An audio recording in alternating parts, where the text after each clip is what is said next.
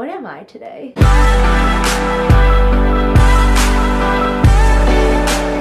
I don't know if the shirt is too weird or... Hi guys, I bought this shirt from Old Navy with my cousin. We actually bought the same shirt because we're weird. I thought it was cute, but if it looks too Mary Maiden, let me know, but I like it. As you guys can see, I'm in such a better mood today, and all because of you. Thank you guys so much for the unbelievable love and support, all the thumbs up and all the comments on the video. I was basically telling you it's okay to not be okay, and I want you to just be able to think it's okay to not be okay. Because I'm pretty sure I'm not okay, like all the time.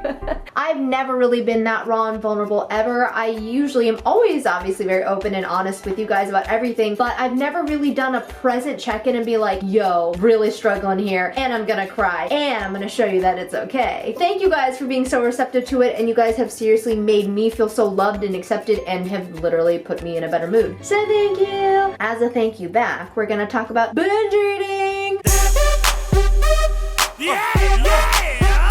What am I today? After putting up that video, I now feel so much more comfortable with really taking you guys genuinely on my journey with me. All the content that I've put out before, all my videos, is always me being very raw, genuine, and honest, but I really wasn't realizing how much I wasn't talking about my journey, what I'm really going through right now. I would kind of touch on it, but it just goes to show me that I wasn't really confronting my stuff and wasn't really able to deal with it as best as I really want to, and so that's what we're going to talk about today. Specifically, how binge eating is such an addictive behavior. My whole life I always thought I was addicted to food. Obviously, when I went to therapy, started seeing a dietitian, I realized that my relationship with food and relationship with my body is so characterized by the fact that I've struggled with eating disorders. I've had anorexia. After that, at the age of 10, I developed terrifyingly addictive binge eating disorder, binging and restricting till basically even today. I'm not struggling as much as I was at all, not at all in comparison, but still it stays with you, and those patterns are so freaking hard to break. That's what we are going to talk about today. I recently, in therapy, I go to therapy once a week. My therapist specializes in eating disorders, body image, body dysmorphia, depression, anxiety, everything I have. I'm just a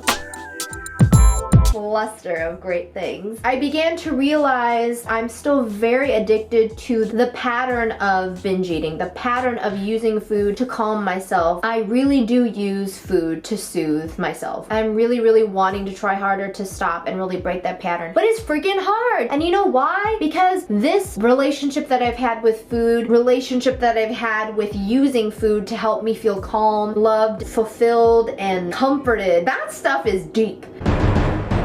That is a relationship that my psyche doesn't even want to break up with. My mind every single night around 9 p.m. is like, where's my best friend? Where's the food? When are we gonna hang out so I can go to sleep and be calm? That stuff helps me. And every single night, this monster kind of comes out. And I don't mean monster in a negative way, but that's how I feel. It's not really me, but it is me, and I can't really get a hold of it. But I also started realizing I'm really not trying. We're gonna talk about how to really break out of that addictive behavior and the pattern. It's not just like, oh, you're addicted to binge eating. I'm addicted to the way that it makes me feel. So at night around 9 p.m. I usually start wanting to eat a lot because I usually am getting slowly ready to wind down, relax, start going to bed, and food really, unfortunately, really makes me feel calm, safe, warm. It's weird, but it gives me so many emotions that I can't even quite put into words, and it gives me a sense of belonging, love, and comfort that unfortunately I haven't learned yet how to derive from other people or other situations or other things. That's the goal when working in eating disorder recovery, is how can you learn how to live without depending on food and this relationship with food and these negative behaviors and patterns that are so addictive that are eventually harmful for you. These behaviors and patterns are taking me away from myself. It's making me not genuinely feel my feelings. It allows me to ignore everything and just numb out by stuffing myself with food and being calm about it and then redoing the same pattern every single day. It's allowing me not to check in with myself. So this week I've really been trying to change, and I'm gonna walk you guys through my eating disorder recovery much more from this day forward, and all the videos from now on. I'm really gonna be more transparent because I think it'll really help to see someone else's progress with that stuff, and I think that's why it helps so much to just hear that other people are going through it and also see their progress through it and what are they doing and what's working and what's not. The thing that I'm gonna start doing that unfortunately I still have not been able to do this whole week, and I'll just be honest. I have all these ideas and these ambitions for myself when it comes to recovery, but it's freaking hard to implement, okay? If I've been doing the same thing with eating, tuning out, checking out, and then passing out, and then waking up and doing it all over again for 13 plus years, it's gonna take some freaking time. It stresses me out and then it overwhelms me and it makes me not want to try. But we're done with that. We're not gonna get so overwhelmed and feel powerless anymore. Yeah, it's gonna take a long time to change the pattern. Yeah, it'll be really hard, but I want to do it because I can. You can. You deserve a better life. We're gonna go get it. Starting tonight, this is what I hope that you will be able to join me in trying to do, and this I really hope that I will be able to start doing for myself. At around 9 p.m. is usually when I want to start eating. Every night, the same old every day, I start wanting to eat because I'm winding down for the night. I want to relax and I want to go to bed soon. And unfortunately, I really don't know how to relax without food. Now noticing that, I really need to start changing that. This is not like, oh, I'm not going to eat, I'm not going to listen to my body. It's a little bit different when it comes to eating disorders and struggles with that and like your brain and your brain waves. I'm not telling you to not eat if you're hungry, but I just wanted to preface that for anyone who's like, oh, well then, you just won't eat if you're hungry. No, I just don't want to rely on food for like emotional fulfillment. There we go. That's a great way to say it. When I'm starting to want to eat and I know that I'm doing it to calm down, I want to remove myself from anywhere there is food. So a kitchen, anywhere there are snacks, I want to go to a different room. I want to take a step back, literally, and I want to take 5 deep breaths. And I freaking hate doing this, but I hate doing it because every time I do it, it reminds me how much I need to do it. And then I never do it, so I get angry. We are gonna change that. I want to take a step back, leave anywhere where there's food, and take 5 deep breaths. And I want you to practice with me now if you can. You can skip over the 5 breaths that you will awkwardly watch me do, but I want to truly be there for you and walk you through this process. So maybe even if you're about to do a binge or you're feeling that you can watch this and do it with me, okay? So we're gonna take 5 deep breaths.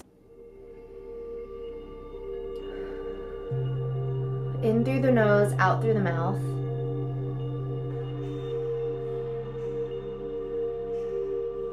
Oh my God, why don't I do this all the time? I feel so calm now. I'm yelling. So after the 5 breaths, I want to have a journal ready, and I have 3 million journals, ones that I always say I'm gonna write my feelings in, and then I never do. So I'm really excited to start following through on my stuff. I want to have a journal ready and a pen, pencil, obviously something to write with. You don't want to just like dig your nail into the paper and do some weird caveman thing. And write down your feelings. It can be anything. If you're thinking, I just really want to go to the kitchen and eat, write that. I really just want to go to the kitchen and eat. You're hating this, say I freaking hate this. If you're like, I hate journaling, I hate journaling. But eventually hope you can dig deep more into the feelings of saying, wow, I'm realizing how much I really want food right now. I'm realizing that I'm going through some stresses, or school's really stressing me out, or my job was so stressful today. I think that's why I'm craving this or needing this so much. And just take some time to check in with yourself. That doesn't mean that we're not gonna let ourselves eat. It doesn't mean that we're gonna shame ourselves for maybe falling into a behavior again. But this intercepts the process of losing yourself and falling into the food so much. At least this is the chance to check in with yourself. It's a chance to maybe change the behavior for that day or that night or that present moment when you're doing it. It's not a guaranteed that you won't binge. It's not guaranteed that it'll fix you, but it allows you to feel your feelings and check in with yourself. And that is how we stop being so dependent on these old behaviors and coping mechanisms of using food to soothe, using food to comfort ourselves. It'll help us to stop hating ourselves for constantly doing this pattern that we want to change. Just breaking that pattern. Anytime I ever take a deep breath or I step out of the room or I journal, I'm freaking proud of myself. And I'm like, girl, it is so awesome. And then you know what? If you end up falling to the behavior that day, the next day, it's not about fixing it right away. It's about being aware of what is going on and also really believing in yourself and understanding that you